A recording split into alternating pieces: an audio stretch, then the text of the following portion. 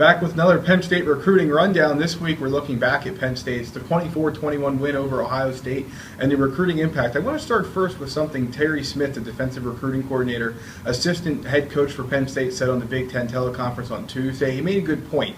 They hope to impact one or two kids from that performance, and they'll impact many more, probably about 10 times that, if not greater, but the numbers game is real. Penn State only has 6 to 7 spots left, so they might have impacted 20 or 30 kids and think, wow, I want to play for Penn State. But the reality of it is, especially in the class of 2017, is that they only have room for 6 or 8 more, and some of their top targets, like Lamont Wade, weren't at the game. So you'll see an impact, maybe not as great as you would think, but it will certainly help the class of 2017 as well as 18 and 19. Let's touch on Wade quick. He's a kid from Clarendon, a 4-star, Tennessee, and Pittsburgh. I said last week Ohio State is in the mix. I don't believe they are at this point, but what it comes down to is that he wanted to come. He was at a late game.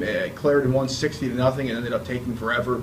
He couldn't make it work, so don't make out his non-visit rather, to be an issue for the Lions. They'll get him on campus in November. A couple names to know. Jalen Harris is a kid from Ohio, a 4-star receiver.